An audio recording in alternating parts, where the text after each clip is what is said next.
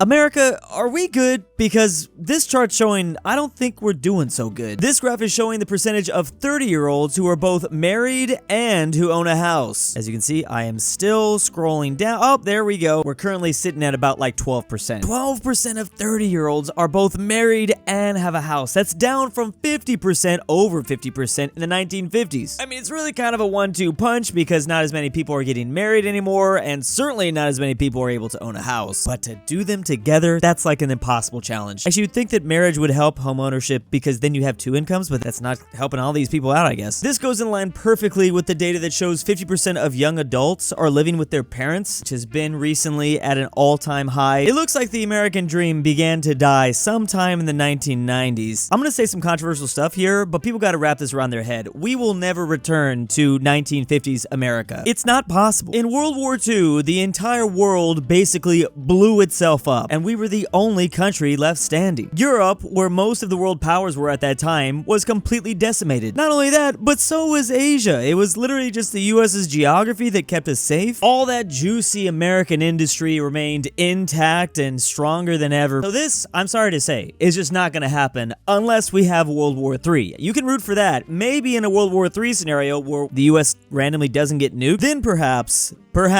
we could have this. This chart isn't showing it exactly, but it does kind of signify the time it took for the rest of the world to catch up and rebuild. I mean, certainly by the 1980s, there was another economic power around. It was our ally, Japan, but still. Of course, that's not to say we shouldn't have more affordable housing. We should, of course, try to figure out what the hell's going on in real estate. But yeah, the 1950s stuff, that's not gonna happen. Look, I mean, China's catching us literally as we speak. I mean, some estimates, they literally have already caught us. Hey, look at that. India might even catch us too. Point is, the glory days, they're not coming back unless everyone blows themselves up again. Again, there's two different data points that are happening here. Let's cover marriage first. Obviously, marriage is way down since 1949. This is out of households in general, not just of a certain age bracket. Below 50? Meanwhile, at the very same time, the average age for your first marriage continues to increase. Currently, the average age for women to be married is 28 and then 30 for men. It also varies by ethnicity. Meanwhile, the average age of home ownership is 56. You heard that right. 56. How? Wait, what do I mean how? It's because every house is like $1 million. At least in California with 3 bedrooms, 2 bathrooms, it's close to $1 million for sure. First-time home buyers shrink to historic lows of 24%. Meanwhile, like we said, the average age just continues to increase. It should be noted the average age where you buy your first home, that's currently sitting at 38. I still got time. But no, I am not one of the like 12% of Americans that have these two. I mean, I'm not even married or have a home. But counterpoint, why?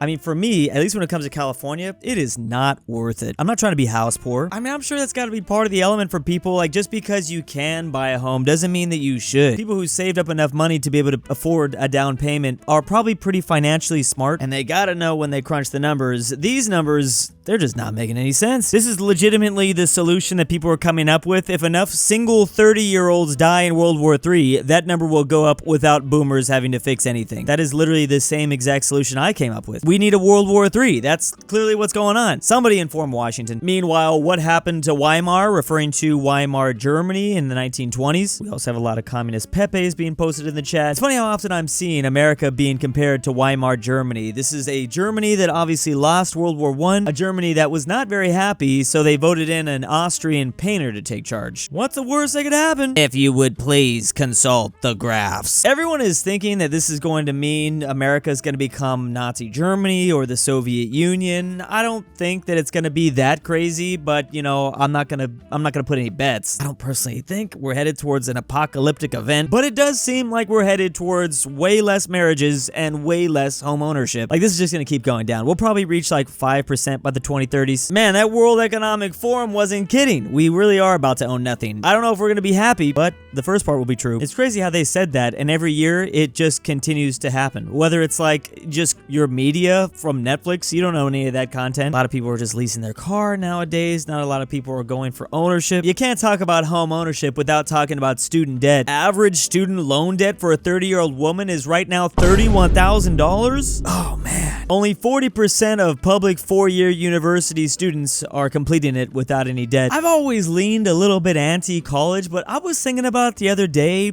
it might be more worth it than ever. Literally just because of AI. I mean, the sad reality is there's still a ton of people that will get their bachelor's degree but end up just remaining a bartender or a waitress until they're like 35. At least now you can just get through college on time, in debt, but you don't gotta, invest as much as you used to have to. Like when I was going to school, we didn't have AI, so like every single moment was doing schoolwork. Now I know for a fact, like firsthand experience, everyone's using AI. They have plenty of time on their hands that like schoolwork takes them 30 minutes. They're getting their degree and really not stressed at all. Like, well, damn, when you put it like that, it's like, maybe I should go back. I dropped out, but now that AI's around, give me the paper too. Probably go back and get my degree doing maybe like 2 hours of homework a week with AI. Like, I'm just saying, I used to have time for nothing. In college, it was just all about college. And at the very same time, I was racking in student debt. There was also a couple classes I didn't necessarily pass there, but nowadays, you're for sure gonna pass. I think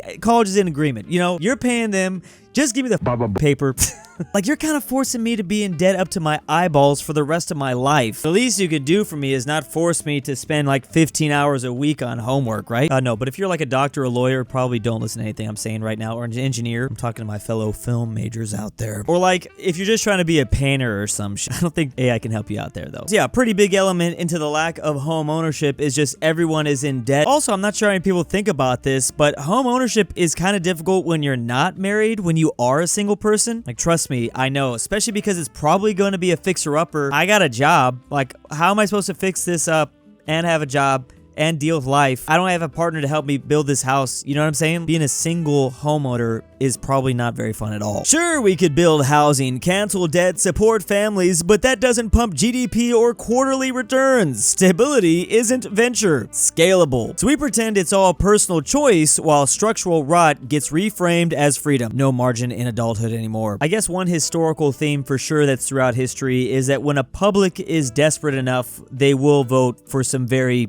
insane options. Some people think that I'm crazy to suggest we might be headed towards civil unrest. Wait until the realistic fleshy robots hit the market in mass. Yeah, bro, they're supposed to arrive this year. We've been counting down the days since 2016. Where the f are they? Want more 30-year-olds married plus owning homes? Build more housing fast. I think they're trying, but I don't, yeah. Reform zoning to allow density. Address student debt. We did talk about that. Wage stagnation. Support childcare plus healthcare. Man, we didn't even get into childcare. That's unbelievable. Like, it's just the truth is, it's just not even financially smart to have a child. You know what I'm saying? Even if you can't afford it, bro. I've seen those daycare prices. It's like sending your kid to college. The thing about this comment is I don't think they actually do want more 30-year-olds that are married owning homes. I think that's what they actively don't want in a weird way. I'm not sure why. It feels like they don't want it, whoever they is. I will say the large number of men that have no stake in society, that is concerning. I kind of think about that myself. Like, if you don't have anything that you have to be responsible for, it kind of just encourages like chaotic behavior, whatever you want chaos to mean there. I have a lot of friends that are single and around 30, and yeah, bro, I'm just saying they're wild. Still frat energy. Here's the thing, the American dream can mean a lot of different things to a lot of different people. To some, of course, it does mean family and a single family home that they can all live in and grow up in happy. But to other people, it's just, getting here and getting rich. You can still do that. Although for both these things, it's just definitely harder. If I'm moving to America for the first time and I'm just trying to get rich, okay, I think that's still a pretty good bet. I mean, you certainly won't have to pay as many taxes if you do get rich here than, let's say, Europe, for instance. But if you're just trying to buy a home and that's it, oof. That's all I'm gonna say.